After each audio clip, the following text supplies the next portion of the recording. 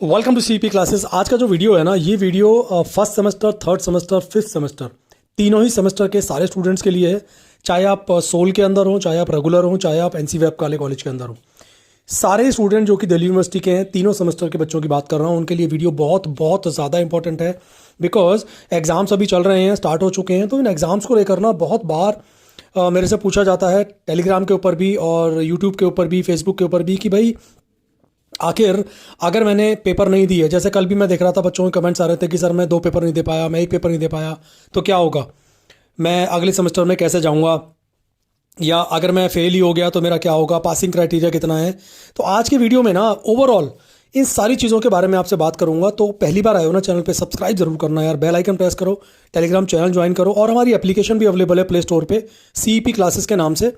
Description में उसका detail है, वहाँ जाकर आप ज्वाइन कर लीजिए। बहुत सारा कंटेंट है आपके लिए, क्लासेस भी होती है हमारी ऑनलाइन ऑफलाइन मोड पर, वो भी आप हमारे साथ ज्वाइन कर सकते हैं। चलिए वीडियो में सबसे पहले हम बात करेंगे कि भाई अगर आपने एग्ज़ाम दिए ही नहीं तो क्या होगा, ठीक है।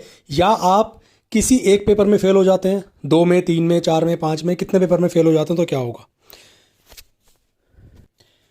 देखिए, first semester, third semester, fifth semester तीनों ही जो सेमेस्टर के बच्चे हैं, आप एक बात बहुत क्लियरली समझ लीजिए। अगर आपने इस बार एग्ज़ाम नहीं दिए या आप इस बार एग्ज़ाम में फ़ेल हो जाते हैं, तो आपका जो एग्ज़ाम होगा ना दोबारा से, वो नेक्स्ट ईयर होगा, इसी महीने में। मतलब कि मैं बात कर रहा हूँ 2024 के एंड में जाकर आपको ये पेपर देने पड़ेंगे वापस से, ठीक है। आप सपोज़ आपके 7 पेपर हैं, उसमें से आप 4 में पास हो गए, 3 में आप फेल हो गए, तो क्या आपको 7 देने पड़ेंगे दोबारा? नहीं। आप जिनमें फेल हुए ना, सिर्फ जैसे अगर आप 3 में फेल हुए तो आपको वो 3 पेपर हैं जो नेक्स्ट टाइम देने पड़ेंगे, ठीक है। सारे पेपर आपको वापस देने की ज़रूरत नहीं है। हाँ, जो भी उस टाइम पर उन पेपर्स की फ़ीस होगी वो आपको डेफिनेटली देनी पड़ेगी।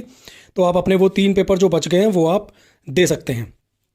बट अगर मैं सारे पेपर में फेल हो गया तो भाई आपको सारे पेपर में अगर आप फेल हो गए या आप एब्सेंट हैं, आपने नहीं दिया, तो भी आप फेल ही हो ना एक तरह से सारे पेपर में, तो आपका पूरा की पूरा सेमेस्टर रिपीट होगा नेक्स्ट टाइम, यानी कि अगेन दिसंबर 2024 के आसपास ही आपके पेपर होंगे। अच्छा, यहाँ पर ना एक सवाल और पिक कर लेते हैं जो बहुत ज़्यादा इंपॉर्टेंट है कि भाई मेरे को नेक्स्ट ईयर में एडमिशन के लिए, मतलब कि अगर मेरा फर्स्ट सेमेस्टर है या मैं थर्ड सेमेस्टर में हूँ, तो अब मुझे सेकेंड ईयर में जाना है या मुझे थर्ड ईयर में जाना है, तो मेरे एक पर्टिकुलर ईयर में कितने पेपर क्लियर होने चाहिए। ये बहुत इंपॉर्टेंट चीज़ है, आप इसको बड़े ध्यान से समझ लेना कि आपका जो एक पर्टिकुलर साल होता है ना, उसमें जितने भी आपके पेपर हैं, जैसे आजकल अगर मैं नए बच्चों की एडमिशन की बात करूं 22 और 23 वालों की, तो उनके 7 सब्जेक्ट्स हैं एक सेमेस्टर के अंदर, तो एक साल में उनके हो गए 14 सब्जेक्ट। तो आपको ना एक साल में कम से कम 50% सब्जेक्ट पास करने हैं, तब जाकर ना आप नेक्स्ट ईयर में प्रमोट होगे। अगर आपने एक साल में 50% सब्जेक्ट क्लियर नहीं करे तो नेक्स्ट ईयर आपको प्रमोट नहीं किया जाएगा। ये चीज़ बहुत इंपॉर्टेंट है, इसलिए कोशिश तो आपको करनी है कि भाई पूरा सेमेस्टर आपका क्लियर हो जाए, कुछ पेपर रहे ना। बट अगर बाई चांस ऐसा नहीं हो पाता है तो कम से कम 50% पेपर तो आपको क्लियर करने ही पड़ेंगे। वैसे भी अब आपकी जो ग्रेजुएशन है वो 4 साल की है, ऑल्दो आप उसमें से एग्जिट कभी भी कर सकते हैं, ठीक है, 1 साल में, 2 साल में, 3 साल में। But again I would recommend कि आप पूरी ग्रेजुएशन पूरी करें और सारे पेपर क्लियर करते हुए चलेंगे तो आपके पास बहुत आसानी से चीज़ें हो जाएंगी, ठीक है। एक बात और है, आपको ये भी ध्यान रखना है, जो आप सबके इंटरनल असेसमेंट हुए हैं ना, उसमें आपको अलग से 40% लेकर आने हैं। तो ये जो थ्योरी वाले एग्जाम अभी चल रहे हैं, यहाँ भी 40%, ठीक है। अब चलिए अलग से हम लोग बात कर लेते हैं कि ये तो मैंने बता दिया था अभी कि भाई अगर आप फेल हो गए तो क्या होगा। अब आपको नंबर कितने लाने हैं एग्जैक्टली। देखो, आपका जो भी पेपर हो ना, चाहे वो 50 नंबर का हो, 70 का हो, 90 का हो, कितने भी नंबर का हो, आपको सिर्फ एक चीज़ कैलकुलेट करनी है कि भाई मेरे 40% बनते हैं कि नहीं बनते हैं। अगर 90 नंबर का पेपर है तो 36 नंबर आपके लाने मिनिमम हैं, आपको लाने ही पड़ेंगे। तो आपके जो भी अभी क्वेश्चन पेपर आ रहे हैं वो कितने भी नंबर के हों, उसका सिर्फ 40% आपको निकाल लेना है। अगर आपके उतने आ गए तो आप उस पेपर में क्लियर मान लिए जाओगे, नहीं तो फिर आपको आपका जब रिजल्ट आएगा तो उसमें ER या फेल या 0 लिखा होगा, जिसकी वजह से आपको वो पेपर वापस देना पड़ेगा। एक और बहुत इंपॉर्टेंट चीज़ है, जब अपना एग्ज़ाम देने जाए ना, कृपया करके अपनी अटेंडेंस शीट को ज़रूर साइन करिएगा।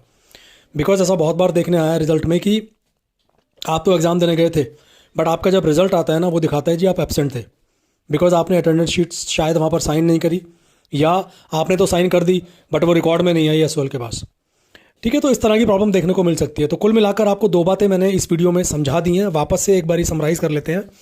एक तो 40% नंबर आपको लेकर आए, पासिंग क्राइटेरिया है ये आपका, इंटरनल असेसमेंट के अंदर भी और थ्योरी वाले एग्जाम के अंदर भी।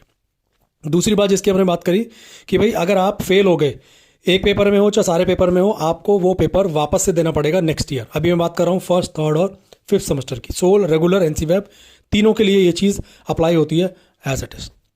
ठीक है, तो ये जो कॉमन क्वेरी है बच्चों की, उसको मैंने यहाँ सॉल्व कर दिया इस वीडियो के अंदर।